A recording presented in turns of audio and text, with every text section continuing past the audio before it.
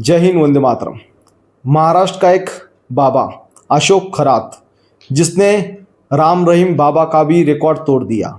इसने जब एक काम करता था, ये 10वीं कक्षा में फेल हुआ था, उसके बाद भी ये बाबा नहीं रुका। उसको पता था पैसा सरकारी नौकरी से नहीं मिलेगा, पैसा देश सेवा करने से नहीं मिलेगा। तो इन्होंने जादू की तरह काम करना शुरू किया और इन्होंने एक क्लास की जहाँ पे लोगों को मूर्ख कैसे बनाया जाता है। उसके बाद ये बाबा नकली नाक रिमोट कंट्रोल से कंट्रोल करता था और लोगों को अंधश्रद्धा के आधार पे कुछ गलत काम भी करता था। और लेडीज़ के साथ तो इन्होंने उसके साथ गलत काम तो किए ही, साथ में उसको ब्लैकमेलिंग भी करना शुरू कर दिया। और इसके बाद यह अभी पकड़ा गया। इसके बारे में कोर्ट में जब इसको पेशकश करने जा रहे थे तो इसको मारने के लिए कुछ लोग दौड़े भी थे। इसीलिए ये महाराज की काली करतूत देश के सामने आ चुकी है। और आज इस वीडियो के माध्यम से कहना चाहता हूँ, ये महाराज के पास प्रॉपर्टी बहुत गहरी थी। और प्रॉपर्टी तो थी, साथ में इस महाराज के पास हमारे नेता लोग भी गए जा चुके थे, जहाँ पे नेताओं को लगता था कि ये बाबा कुछ करेगा। जैसे इमली का चीज होता है, उसको उसमें जो चिचोरी हल्की सी निकलती है, उसके वो जो चिचोरी थी वो 500,000 रुपये तक भी बेच देता था। इतनी जादू उसमें कला थी और ये पैसा इस तरह कमाता था। बाद में इसकी जब काली करतूत पकड़ने के लिए उसके साथ जो सहयोग करने वाला काम करता था, उस आदमी ने जब उसके बारे में पहचान लिया कि ये काली करतूत करता है, बाबा लेडीज़ के साथ अन्याय करता है, जब उस आदमी ने करोड़ का उन्होंने मुआवजा मांगा। जब इन्होंने विरोध किया, जो अशोक खरात था, ये 5 करोड़ देने के लिए विफल नजर आ रहा था। तो ये क्या कहता था पता है? बोला नहीं दूंगा मैं, जो करना है कर ले। क्योंकि इसको पावर का, जब इसके पास पैसा आ गया तो इसको पता चल गया कि पावर का यूज़ कहाँ कहाँ कर सकते। तो इसने पावर का यूज़ भी करना शुरू किया। और शिरडी में इन्होंने जिस आदमी ने उसके साथ 5 करोड़ मांगा था, उसी आदमी के खिलाफ एफआईआर दर्ज करवा दी, पावर का दुरुपयोग करते हुए।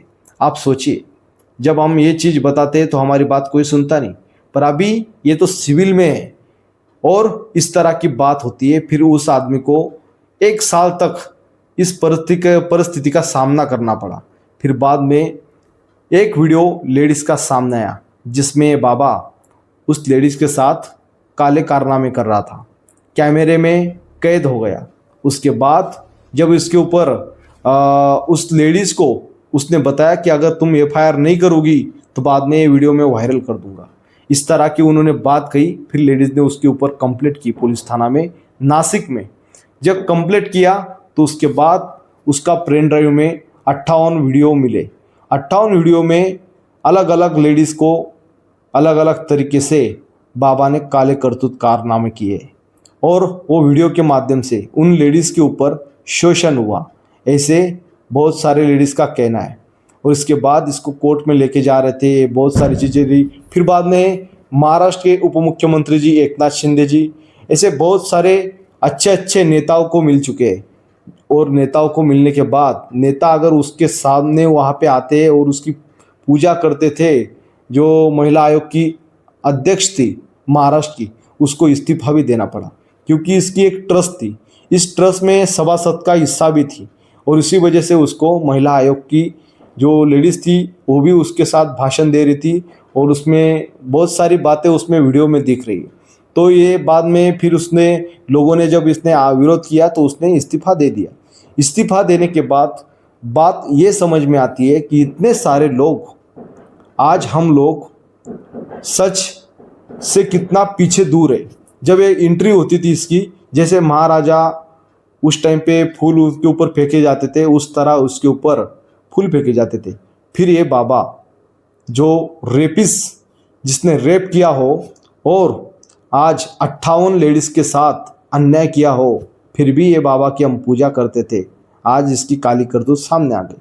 और इसीलिए वीडियो के माध्यम से बताना चाहता हूँ कि अंधश्रद्धा से दूर रहिए।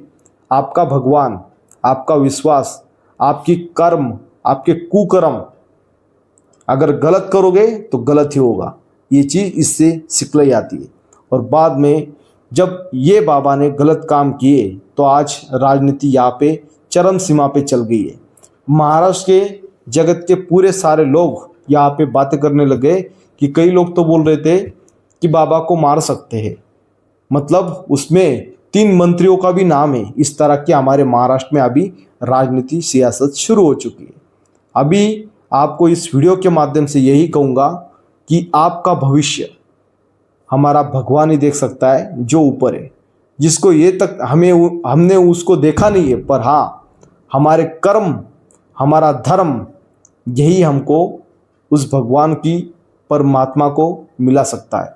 हमारा यहाँ पे कोई भगवान नहीं, किसी के ऊपर विश्वास नहीं रख सकते आप, सिर्फ रख सकते आपके कर्म के ऊपर। आपका दिल से जो अंदर ही भगवान पड़ा है उसी से ऊपर आप भरोसा रखिए। इस वीडियो के माध्यम से यही कहना चाहता हूँ एक जवान। और हाँ, मैं अपने सारे सच्चाई आपके सामने रखने की कोशिश करूंगा। जो देश की मीडिया नहीं करती है वो सारा सच आपके सामने बताने का कोशिश करूंगा। उम्मीद करता हूँ आप लोग ज़्यादा से ज़्यादा वीडियो को शेयर करोगे और सपोर्ट करोगे।